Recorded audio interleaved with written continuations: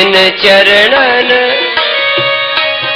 की विमल पादुका भरत रहो मन लाई। जिन चरणन की चरण पादुका भरत रहे लवलाई।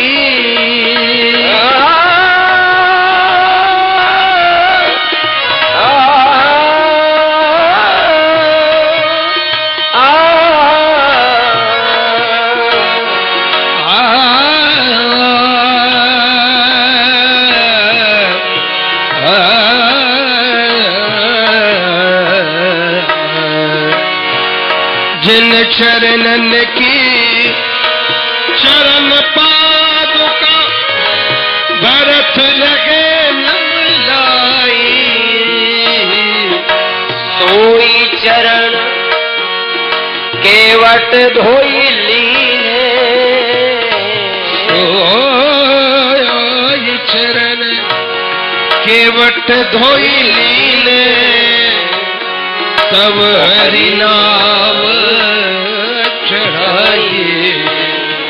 भजो मन राम चरण सुखदाई।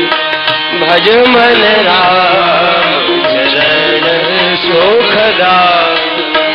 भजो मन राम चरण सुखदाई।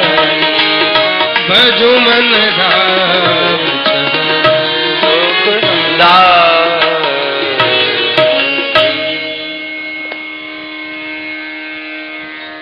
प्रभु, मैं आपसे उतराई नहीं लूंगा। केवट की आंखों में आंसू आए कब? केवट कहता है, प्रभु कैसे ले सकता हूं? प्रभु आप ये क्यों भूल जाते हैं कि ये मेरे पहले आपके चरण और किसी ने भी धोए थे। महाराज श्री जनक जी ने आपके चरण धोए थे तो जानकी माता आपको सौंप दिया। और प्रभु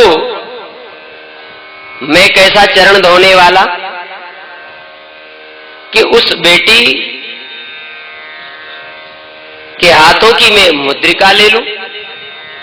प्रभु आपने मांग करके मुझे बड़ा बना दिया है, तो प्रभु अब मुझे बड़ा ही रहने दीजिए, छोटा क्यों बनाते हैं? ले लूंगा तो छोटा हो जाऊंगा। भगवान कहते हो तो केवट फिर हमें दे दो, तुम नहीं लेते तो हमें दे दो।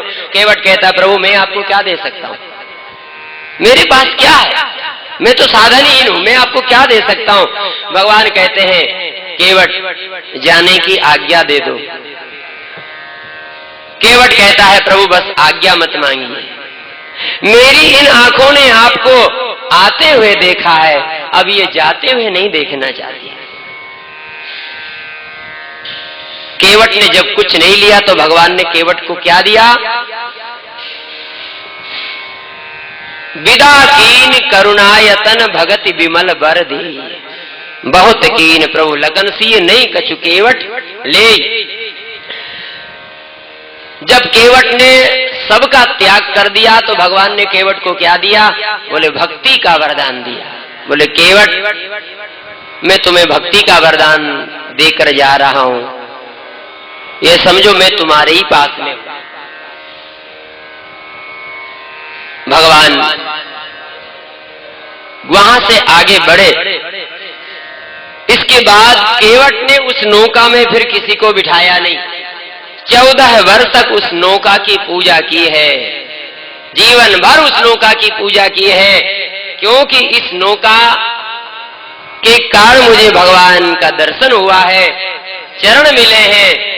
जिस नौका में भगवान के चरण आ गए, अब उस नौका में किसी दूसरे व्यक्ति के चरण नहीं आने चाहिए। अब ये भगवान के चरणों से परम पवित्र हो गई है। अब ये नौका साधारण नहीं रह गई है, अब तो ये नौका मेरा भगवान ही है। भगवान समझ करके केवट ने उस नौका की पूजा की है। जिस साधन से हमको भगवान मिले हैं, जिस साधन ने हमको भगवान तक पहुंचाया है, उस साधन की उपेक्षा नहीं होना चाहिए कि जब तक जरूरत थी तब तक तो वो हमारे थे, हमने उनसे प्रेम किया, जरूरत नहीं है तो फिर अब कुछ नहीं। यह नहीं। महाराज भगवान आगे बढ़े, श्री भरद्वाज जी महाराज के आश्रम में पहुंचे। इस यात्रा में भगवान को संत बहुत मिले, लेकिन 3 महान संत मिले हैं और इन 3 संतों से 3 प्रकार की बात भगवान ने पूछते हैं। भरद्वाज जी से भगवान ने पूछा है, प्रभु नाथ कहे हम के ही मग जाई, आप मुझे मार्ग बताएं, मैं कौन से मार्ग पर चलूं। तो भरद्वाज जी से भगवान ने मार्ग पूछा और श्री वाल्मीकि जी महाराज से रहने के लिए स्थान पूछा और श्री अगस्त जी महाराज से मंत्र पूछा है। अब सो मंत्र देहु प्रभु मोई, यही प्रकार मारो मुनि द्रोही। तो संत बहुत मिले, लेकिन 3 संत विशेष जिनकी विशेष चर्चा आती है, भरद्वाज जी, वाल्मीकि जी और श्री अगस्त जी महाराज। भरद्वाज जी से मार्ग पूछा तो उस समय भरद्वाज जी ने 50 शिष्यों को बुलाया। 50 शिष्य आ गए तो उस समय 4 शिष्यों को साथ में भेजा। यहां पर निषाद राज साथ में थे भगवान के, तो निषाद राज जी ये सोच सकते थे कि मैं मार्ग बताने के लिए आया हूं, प्रभु मुझसे मार्ग नहीं पूछ रहे और ये भरद्वाज जी से क्यों पूछ रहे, जबकि मेरा सब कुछ देखा हुआ है, वन प्रदेश सब मेरा देखा हुआ है और मैं मार्ग बताने के लिए ही आया हूं कि प्रभु आप जहां जाएंगे वहां मैं आपको मार्ग बताऊंगा, आपकी उत्तम व्यवस्था करके वापस आऊंगा। तो आज निषाद राज के मन में यह भाव उठना चाहिए कि प्रभु मुझसे क्यों नहीं पूछ रहे मार्ग, भरद्वाज जी से क्यों पूछ रहे। भगवान समझ गए और भगवान ने मन ही मन में निषाद से कह भी दिया कि सखा तुम मुझे मार्ग बताने आए हो, मानता हूं कि तुम मेरे प्रेमी हो, तुम प्रेमी हो, लेकिन मैं तुम्हारे द्वारा बताए हुए मार्ग पर नहीं चल सकता हूं, मुझे उस मार्ग पर चलना है। किस मार्ग पर? जिस मार्ग को संतों ने बताया, संतों के द्वारा बताए हुए मार्ग पर मुझे चलना है। और संत भी अपने मन से मार्ग नहीं बताते। मुनि बट 4 संग तब दीने, 4 शिष्य भेजे, और 4 शिष्य भेजने का मतलब क्या? 4 शिष्य यानी 4 वेद। भरद्वाज जी कहते हैं, हे रघुनंदन हम आपको क्या मार्ग बताएंगे, आप फिर भी यदि पूछते हैं तो आप वेद के द्वारा बताए हुए मार्ग पर चलें। 4 शिष्य माने 4 वेद, वेद के बताए हुए मार्ग पर चलें। भगवान एक रात्रि में वहां भरद्वाज जी के यहां विश्राम किया, आगे बढ़े, वाल्मीकि जी के आश्रम पर पहुंचे। यहाँ श्री वाल्मीकि जी महाराज से भगवान ने रहने के लिए स्थान पूछा है, तो वाल्मीकि जी महाराज ने 14 स्थान बताए। यहाँ पर ये जो 14 स्थान है, इसको हम 14 प्रकार की भक्ति कह सकते हैं। 14 प्रकार के साधन बताए भगवान को प्राप्त करने के। इन 14 साधनों में से एक भी साधन कोई जीव कर लेता है तो भगवान को प्राप्त कर लेगा। ये 14 स्थान जो है ये मानो 14 प्रकार के साधन है, 14 प्रकार की भक्ति है। एक प्रकार से पहला साधन वाल्मीकि जी महाराज बताते हैं, हे नाथ जिनके श्रवण समुद्र समाना, जिनके श्रवण समुद्र समाना, जिनके श्रवण समुद्र समाना, जिनके श्रवण समुद्र समाना, कथा तुम्हारी सुभग सरिनाना, कथा तुम्हारी तुम्हारी सुभग सरिनाना, कथा तुम्हारी सुभग सरिनाना, भरहि निरंतर होई न पूरा,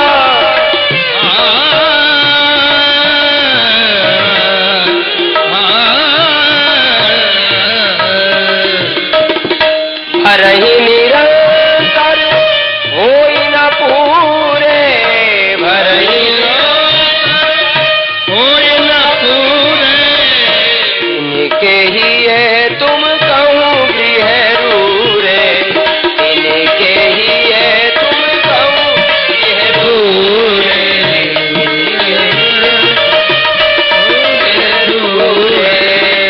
इनके सवार समान। श्री वाल्मीकि जी महाराज कहते हैं, हे नाथ, जिनके श्रवण समुद्र समाना, कथा तुम्हारी सुभग सरिनाना, भरई निरंतर होई न पूरे, तिनके ही तुम कहूँ गृह रूरे। हे नाथ, जो निरंतर आपकी कथा सुनते हैं, जिन्होंने अपने मन को, अपने श्रवण को समुद्र के समान बना लिया है, जैसे पूरे देश की नदियां समुद्र में जाकर के मिलती है, लेकिन उसके बाद भी समुद्र भरता नहीं है। एक नदी में बाढ़ आ जाती है तो हजारों गांव बह जाते हैं, और समुद्र में बोले एक नदी की कौन कहे, पूरे भारत की, पूरे देश की नदियां समुद्र में ही जाकर के मिल रही है। निरंतर जल समुद्र की ओर बढ़ रहा है, लेकिन समुद्र यथावत कभी भरता नहीं है। वाल्मीकि जी कहते हैं कि जो निरंतर आपकी कथा सुनते हैं, आपकी कथा सुनने से कभी अघाते नहीं है, जिनके मन में कभी ऐसा भाव नहीं आया कि बस अब क्या बार बार सुनना, वही राम कथा, वही कृष्ण कथा।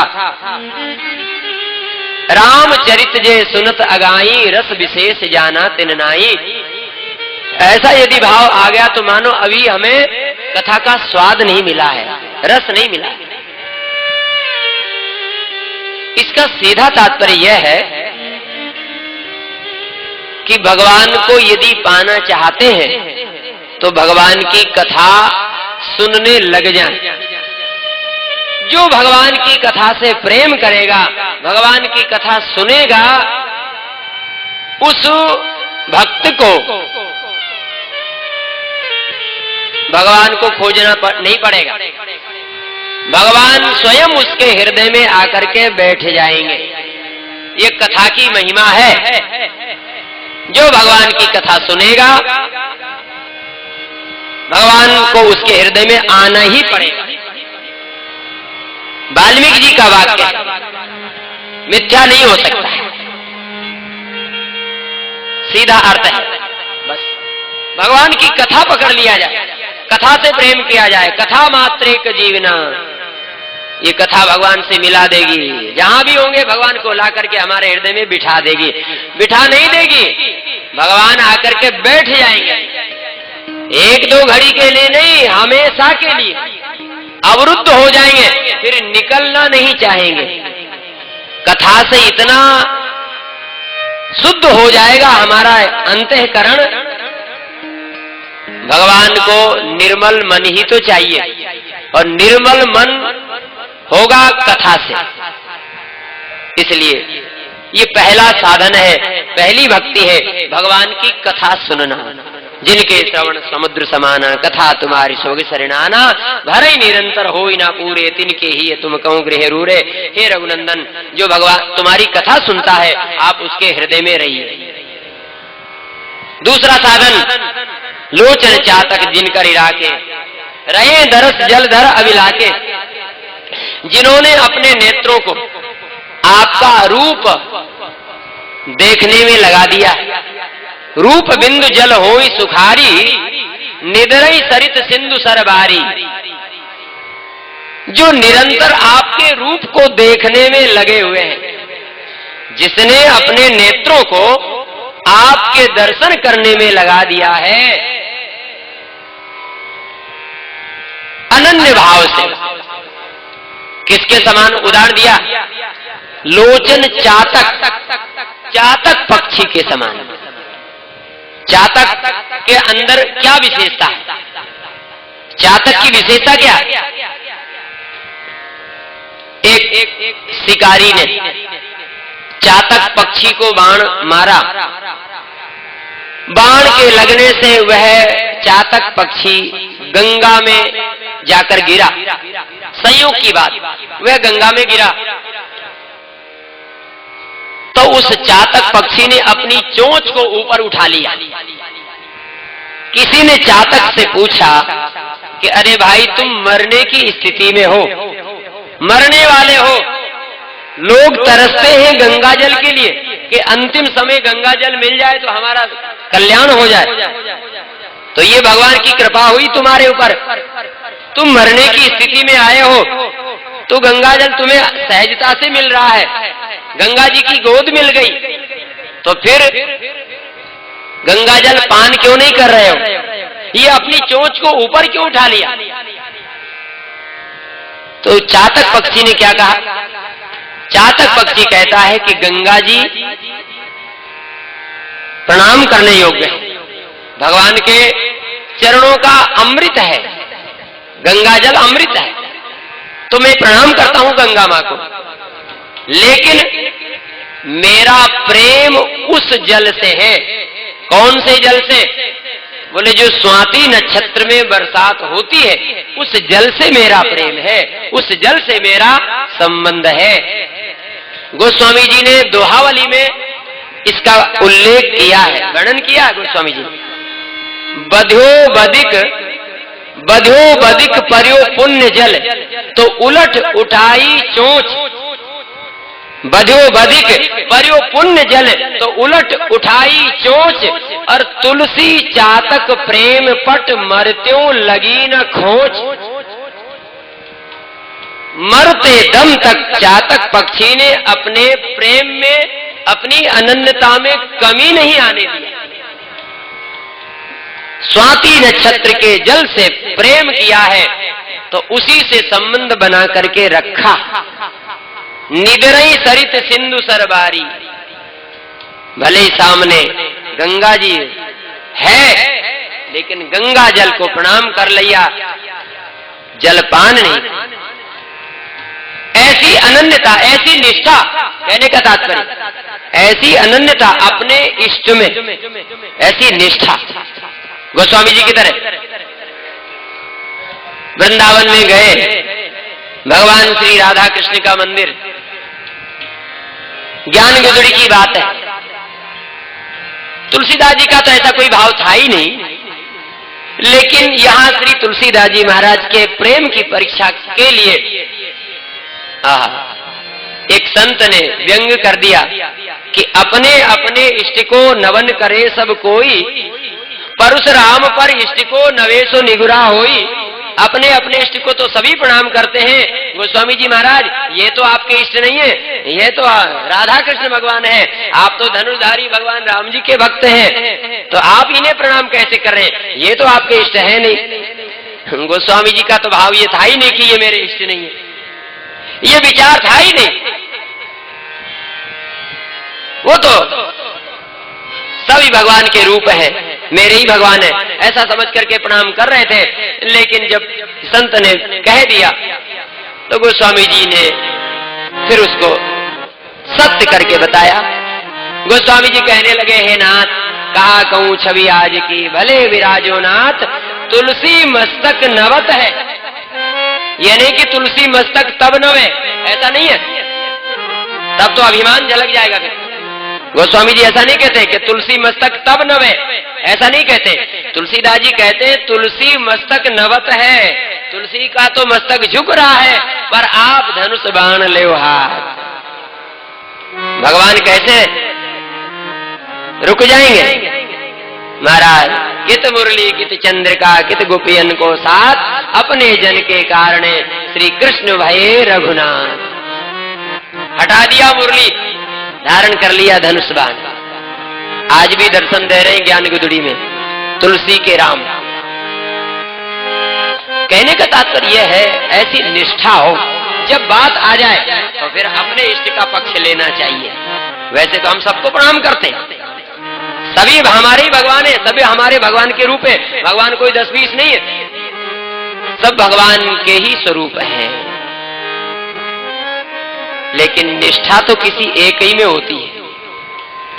वंदन सबको करेंगे, प्रणाम सबको करेंगे, सम्मान सबका करेंगे, लेकिन निष्ठा एक जो हमारे गुरुदेव ने बताया है, अपना अपना इष्ट।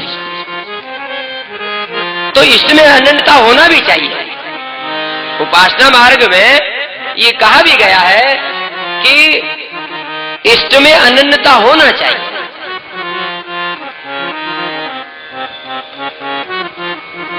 तो गोस्वामी जी की अनन्यता, चातक पक्षी का जो उदाहरण दिया गया है, स्वाति नक्षत्र के जल से संबंध बनाया, अंतिम तक उसी निष्ठा को निभा करके रखा। तो यहां कहा जा रहा है, वाल्मीकि जी महाराज कहते हैं कि जिन भक्तों ने हे रघुनंदन अपने नेत्रों को आपके दर्शन करने में लगा दिया है,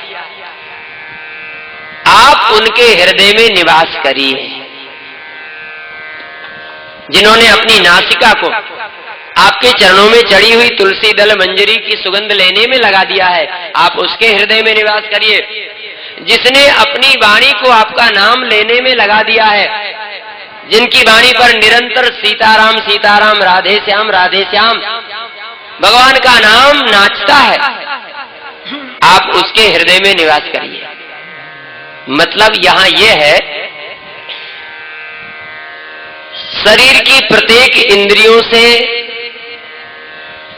भक्ति करना है। पहले श्रवणेंद्रिय को बस में करने के लिए कहा, भगवान की कथा सुनने में लगा दिया जाए कानों को, नेत्रों को भगवान के दर्शन करने में लगा दिया जाए, नासिका को भगवान के चरणों में चढ़ी हुई तुलसी दल मंजरी की सुगंध लेने में लगा दिया जाए, वाणी को भगवान का गुणानुवाद गाने में लगा दिया जाए, करनित करई राम पद पूजा, राम भरोसे हृदय नहीं दूजा। इन हाथों को भगवान के सेवा में लगा दिया जाए, भगवान के मंदिर में झाड़ू, भगवान की सेवा पूजा हर प्रकार से। तो इन हाथों को भगवान की सेवा में, इन चरणों को भगवान के मंदिर में परिक्रमा, भगवान के धाम श्री गिरिराज जी की परिक्रमा, श्री कामतानाथ भगवान की परिक्रमा, वृंदावन धाम की परिक्रमा, भगवान के मंदिर की परिक्रमा। तो इन चरणों को भगवान के परिक्रमा करने में लगा दिया जाए। प्रत्येक इंद्रियों से भगवान का भजन हो, यही सार। ये 14 प्रकार के जो स्थान बताए गए हैं, यहाँ 14 प्रकार के जो साधन बताए जा रहे हैं वाल्मीकि जी के द्वारा, यह मानो 14 प्रकार से भगवान को पाने के ये साधन है। इन साधनों में से यदि एक भी कोई साधन हम कर लेते हैं तो भगवान को आराम से हम सभी पा सकते हैं, भगवान के प्रिय बन सकते हैं। अंत में श्री वाल्मीकि जी महाराज ने भगवान से निवेदन किया कि प्रभु, यह तो आपकी महानता है जो आपने मुझसे रहने के लिए स्थान पूछा है। आप चित्रकूट में निवास करें, जहां सब प्रकार से आपको अनुकूल होगा। भगवान वाल्मीकि जी को प्रणाम करके आगे बढ़े। जब मार्ग में चलते थे तो भगवान की चलने की प्रक्रिया क्या थी, क्या क्रम था? आगे आगे राम जी, भगवान राम के पीछे जानकी माता, और जानकी मां के पीछे लखनलाल जी। लेकिन उसमें कुछ भेद था। भेद ये था, लखन राम सी अंक बराए। माताजी भगवान श्री राम जी के चरण चिन्हों को देखती हुई चलती है और उन्हें बचा करके चलती है। भगवान आगे आगे भगवान चल रहे हैं तो भगवान के चरणों से जो चिन्ह बन रहे हैं उस धूल में, उस रज में, तो उन चरण चिन्हों का दर्शन करते हुए माताजी चलती है और उनको बचा करके चलती है कि इनके ऊपर मेरे चरण नहीं पड़ना चाहिए। कैसा आदर है, कैसी मर्यादा है। राम जी के चरणों चिन्हों के ऊपर मेरे चरण नहीं पड़ना चाहिए। स्वामी के चरण पूजनीय है ना, तो वह उनको बचा करके चलती है। और लखनलाल जी बोले, लखनलाल जी तो मार्ग में चलते ही नहीं है, वो तो मार्ग से अलग हट करके चलते, क्योंकि लक्ष्मण जी के लिए तो दोनों के ही चरण पूजनीय है। ऐसा आदर्श है। लक्ष्मण जी जैसा आदर्श कहां देखने को मिलेगा। भगवान चित्रकूट में पहुंचे, मंदाकिनी के तट पर 2 कुटिया बनकर के तैयार हुई। एक में भगवान श्री सीताराम जी, एक में श्री लखनलाल जी। और वहां से वहां रहने वाले जो कोल भील है उन्हें पता चला, तो ये सब कंद मूल फल भरी भरी दोना, चले रंग जनु लूटन सोना। कोल भील भगवान के दर्शन करने आए, खाली हाथ नहीं आए, कुछ लेकर के आए। तो भगवान के पास जाए तो खाली हाथ नहीं, कुछ न कुछ पत्रम पुष्पम फलम तोयम, कुछ न कुछ लेकर के जाए। तो ये कोल भील जो है, कंद मूल फल भरी भरी दोना, इनके पास और है क्या। ये कोल भील कहते हैं, प्रभु हम गरीब हैं, हम पढ़े लिखे नहीं है, कुछ नहीं जानते हैं, न तप है, न ज्ञान है, न वैराग्य है, न भक्ति है, कुछ नहीं है। हमारा धन तो बस ये पत्ते और फल और फूल ही है। तो पत्तों के दोने में कंदमूल फल लेकर के आए, भगवान के चरणों में रख करके, और दूर से भगवान को जुहार करते हैं, प्रणाम करते हैं। नेत्रों में जल भरा हुआ है प्रेम का। ये कोल भील कहते हैं, हे प्रभु आप यही निवास करें, हम आपको यहाँ के सभी स्थान दिखाएंगे। बन बेहड़ गिरी कंदर खोहा, सब हमार प्रभु पग पग जोहा। कोल भील कहते हैं, हे नाथ यहाँ का बन बेहड़ गिरी कंदरा खो, ये सब हमारा देखा हुआ है।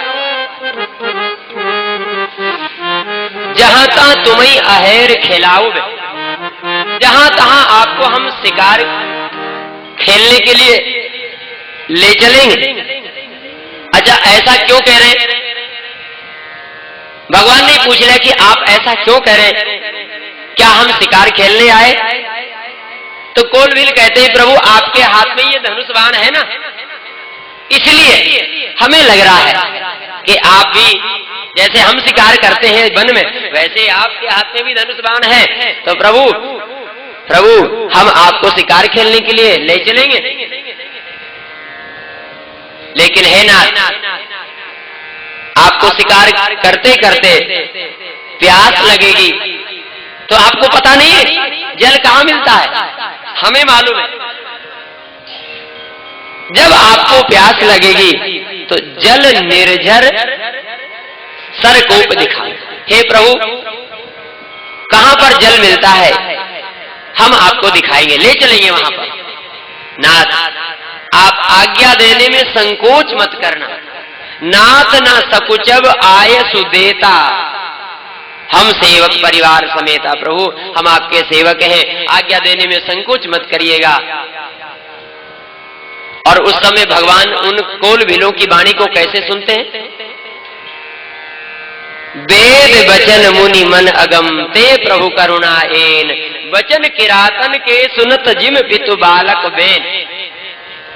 जैसे एक पिता अपने पुत्र की तोतली वाणी को सुनता है, बोले इसी प्रकार से भगवान भी जो है आज इन कोल भीलों की वाणी को भगवान सुनते हैं।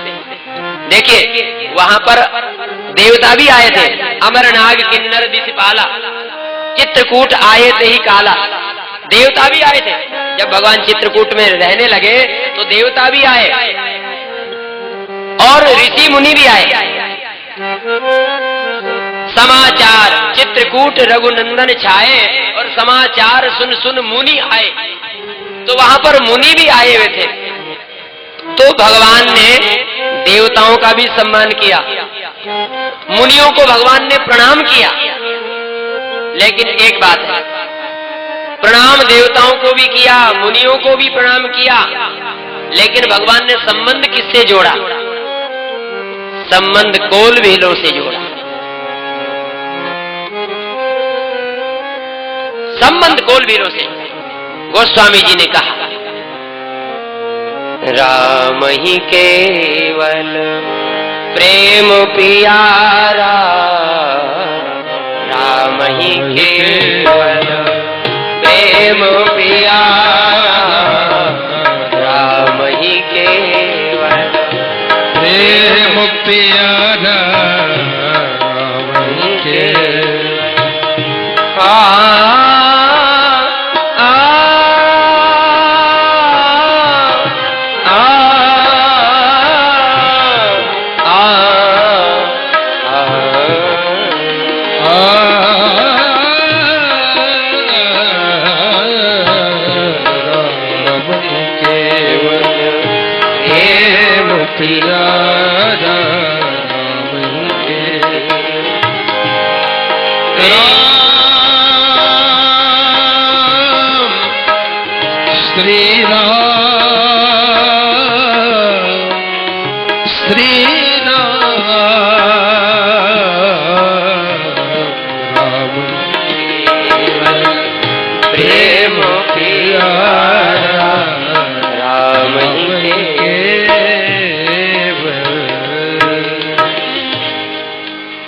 राम ही केवल प्रेम प्यारा, जान लेहु जो जानन हारा। भगवान केवल प्रेम देखते हैं। ये कोल भीलों के संबंध को देख करके शिक्षा लेनी चाहिए। वेद वचन मुनि मने अगम ते प्रभु करुणायेन, वचन किरातन के सुनत जिम पितु बालक बेन। तो यह भगवान की भक्त वत्सलता चित्रकूट में प्रकट होती है। भगवान इन्हीं के लिए वनवास में आए हैं। विचारे ये कोल भील कैसे भगवान तक पहुंचते? यदि भगवान वन में नहीं आते तो इन कोल भीलों को यह सौभाग्य कैसे प्राप्त होता? कैसे भगवान के दर्शन करते? राजमहल में तो ये कभी पहुंच ही नहीं सकते। इसीलिए तो भगवान वन में आए हैं, इन सबके ऊपर करुणा करने के लिए। चित्रकूट में भगवान निवास करने लगे और जब जब राम अवध सुधि करहि, बारी बिलोचन लोचन धरे। भगवान कभी कभी अयोध्या की याद करते हैं तो भगवान के नेत्रों में आंसू भर आते हैं। अपने पिताजी की याद करते हैं, भगवान व्याकुल हो जाते, कैसे रहती होंगी मेरी मां। अयोध्या वासियों के प्रेम को याद करते हैं भगवान, रोक नहीं पाते अपने आप को। लेकिन फिर भी भगवान जानकी और लक्ष्मण का ध्यान रखते हुए आंसू तो आते हैं लेकिन उनको प्रकट नहीं होने देते। मैं यदि व्याकुल हो जाऊंगा, मैं यदि रोने लग जाऊंगा, मेरे नेत्रों में आंसू आएंगे तो सीता व्याकुल हो जाएगी, और सीता रोएगी तो लक्ष्मण भी रोने लग जाएगा। इस प्रकार से भगवान सीता और लक्ष्मण का ध्यान रखते हुए अयोध्या की याद करने के बाद भी भीतर ही भीतर भगवान अपने आप को समेट लेते हैं, अपने दुख को बाहर नहीं आने देते हैं। कभी कभी जानकी मां व्याकुल होती है तो वह अपने आंसुओं को बाहर नहीं आने देती। मुझे ऐसे यहां रहना है जैसे अयोध्या। मेरे प्रभु को यह नहीं लगना चाहिए कि सीता वन में आकर के दुखी है। तो जानकी जी अपने आप को ऐसा भगवान श्री राम जी के सामने प्रस्तुत करती थी, सदैव भगवान के सामने प्रसन्न चित्त। जानकी जी कभी उदास नहीं। चित्रकूट में जो कोल भील है वे हमारे परिवार के सदस्य हैं, वही सास ससुर हैं, वहां के पशु पक्षी सब परिवार वाले हैं।